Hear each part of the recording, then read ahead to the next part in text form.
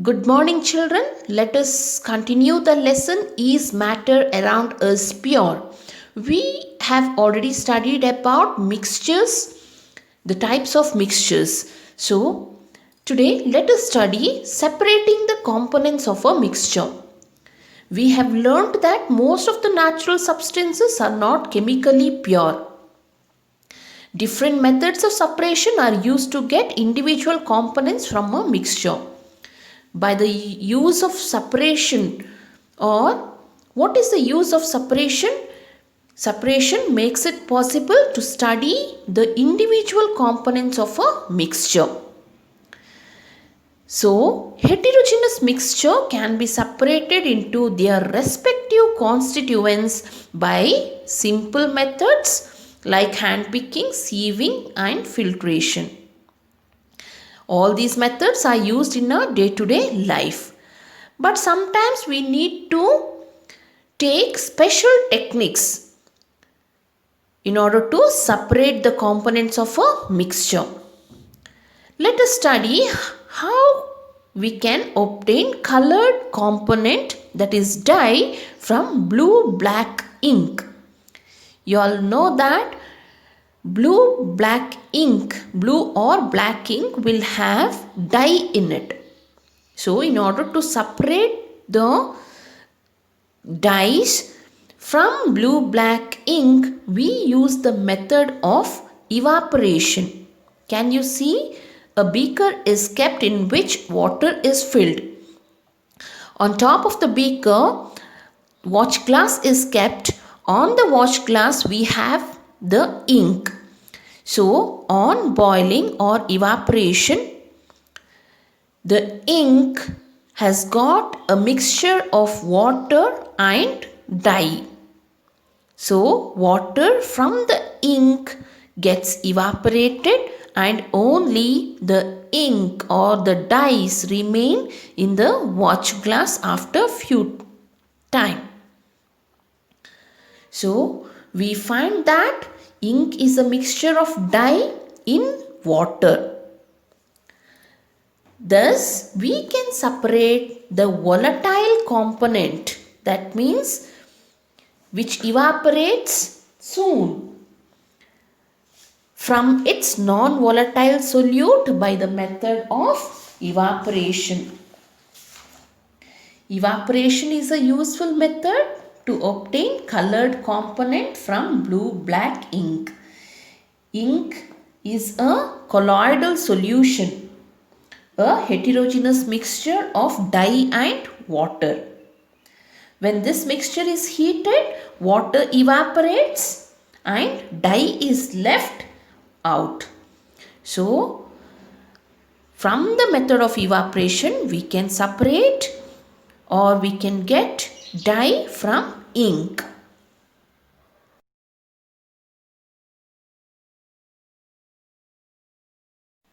How can we separate cream from milk? You all know that we get full cream, toned and double toned varieties of milk packed in poly packs or tetra packs in the market. So these varieties of milk contain different amounts of fat. Now how can we separate cream from milk? That is by the method of centrifugation. So centrifugation is the process where a mixture is separated through spinning. In the previous class only I said about centrifugation, isn't it? So colloidal mixture can be separated by centrifugation. The same method is used here also in order to separate cream from milk.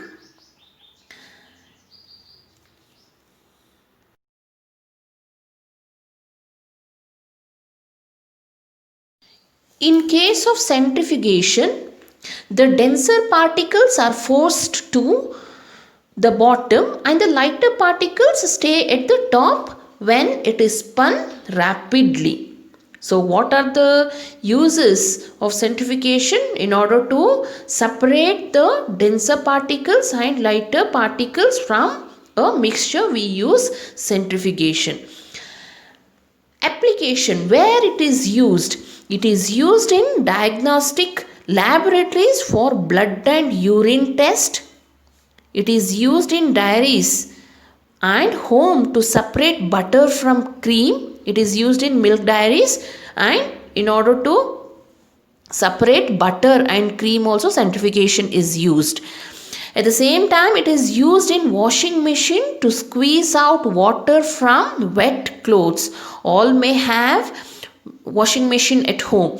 So there, which technique is used? Centrifugation technique is used in order to squeeze water out from wet clothes. How can we separate a mixture of two immiscible liquids? In order to separate the mixture of immiscible liquids, we use separating funnel. Immiscible liquids means those liquids which will not get mixed with each other. So, can you see the figure of a separating funnel? Here the mixture is taken and it is kept undisturbed for few minutes. So, the liquids form different layers according to their densities. Okay, so can you see a knob here or a stopcock, and it is opened to remove the lower layer of liquid. As soon as the lower layer is taken out, the knob is closed. So like this, the liquids can be separated by using a separating funnel. Where it is used? It is used to separate the immiscible liquids. At the same time, it is used in the extraction of iron from its ore.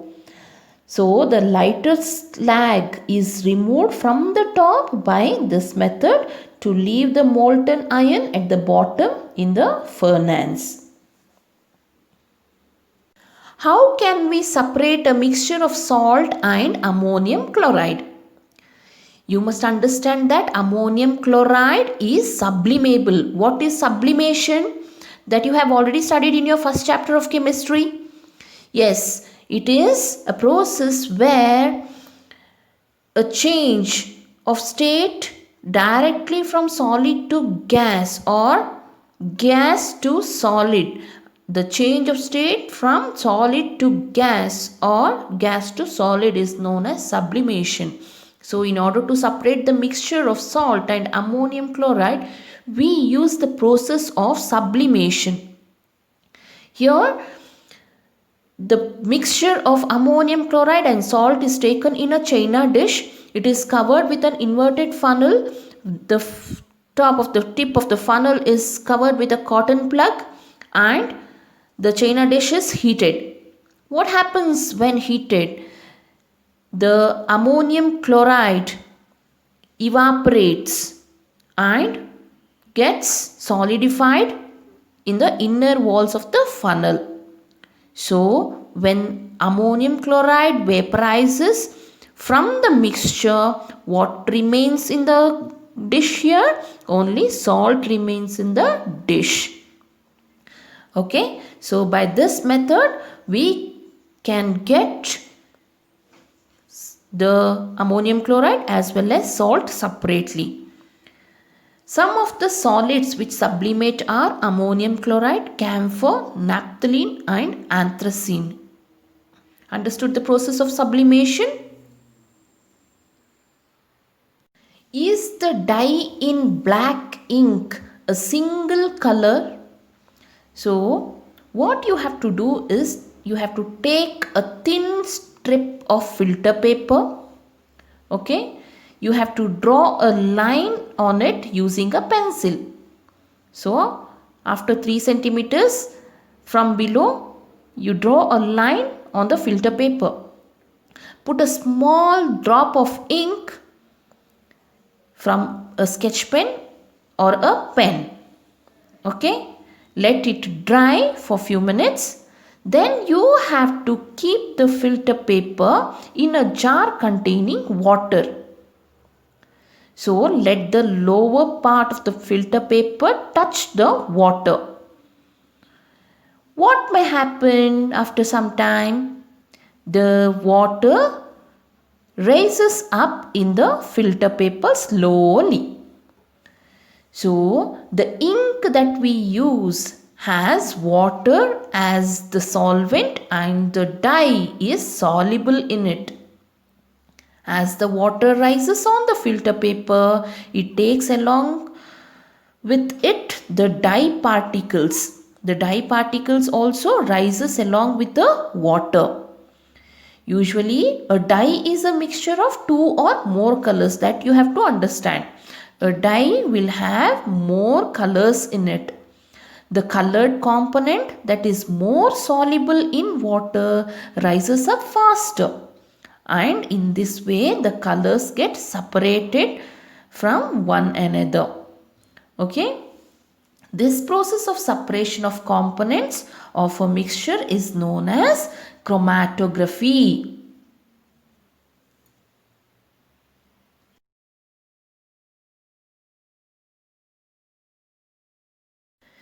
Chroma in Greek means color.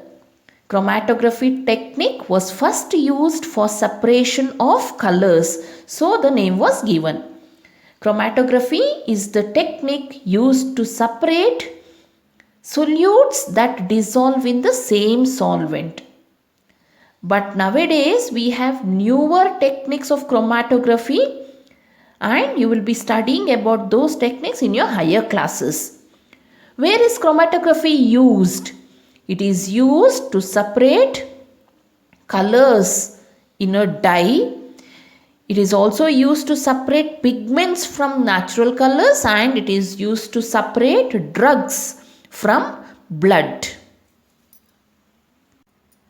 How can we separate a mixture of two miscible liquids? Miscible liquids means those liquids which are alike. When a mixture of miscible liquids are taken, and if it has to be separated, we use the process of distillation. So distillation is a process where it has distillation flask. Can you see the distillation flask, which is attached to a water condenser? Water condenser will have two pipes attached, where cold water will go in and hot water or the water is thrown out also from the condenser. When the liquids vaporize and come to this pipe, it condenses to form liquid. Vapor condenses to form liquid, and the liquid will be collected in a separate jar. Because of the presence of cold water in the water condenser, the steam gets converted into liquid here, and it will be collected. So in case of distillation flask, in order to separate two miscible liquids, here we have taken acetone and water. So acetone and water has got different boiling points. Okay. So at a certain temperature, here thermometer is fixed to the distillation flask. At certain temperature, when the flask is heated, the acetone vaporizes and goes to the water condenser, gets collected in a separate beaker. So acetone will be collected, or it will be separated, and water remains there only in the distillation flask. Like this, we can separate two miscible liquids. To separate a mixture of two or more miscible liquids for which the difference of boiling points is less than 25 Kelvin, fractional distillation process is used. For the separation of different gases from air, different fractions from petroleum products, etc., this fractional distillation process is used. This process is similar to that of simple distillation, but in case of fractional distillation, we can see a fractionating column which is fitted in between the distillation flask and the condenser. So a fractionating column is a tube packed with glass beads. The beads will provide surface for the vapors to cool and condense rapidly. So can you see the figure here? Distillation flask is here, condenser is here, and in between the distillation flask and the condenser we can see a fractionating column. How can we obtain different gases from air? You all know, children, air is a mixture of gases. It is a homogeneous mixture of many gases. So we cannot separate the components of air so easily. We have to use a special process, that is fractional distillation. If we want oxygen gas from air, we have to separate out all the other gases present in air. So what to do? The air is compressed by increasing the pressure and is then cooled by decreasing the temperature to get liquid air. You all know that whenever gases are compressed, it converts into liquid. So air is compressed by increasing the pressure in order to convert it into liquid air. This liquid air is allowed to warm up slowly in a fractional distillation column. There, in the fractional distillation column, gases get separated at different heights depending upon their boiling points. So, can you see here? Boiling points is written in this column. So, percentage of air by volume. Okay, did you all understand? So, we can separate the components of air by fractional distillation. How can we obtain pure copper sulfate from an impure sample? In order to obtain pure copper sulfate from impure sample, we have to go for the method of crystallization. A process called crystallization is used to obtain pure copper sulfate. What we have to do? We have to take some copper sulfate and we have to add water to it. Dissolve copper sulfate in water. After that, we have to filter the impurities out. After filtration, you have to go to the method of evaporation. Evaporation, where most of the water from the copper sulfate solution evaporates and we will get a saturated solution of copper sulfate. This copper sulfate solution is kept as it is undisturbed for a day. That means it may take about 24 hours to get crystals of copper sulfate in the dish whatever we have taken. So that process is known as crystallization. What is crystallization? It is the process that separates a pure solid in the form of its crystals from the solution. And where it is used, crystallization process is used to purify salt that we get from the seawater. You all know that salt which is obtained from the seawater will have impurities in it. So, crystallization technique is used in order to purify this salt. Other than that, in order to separate the crystals of alum from its impure samples, crystallization method is used.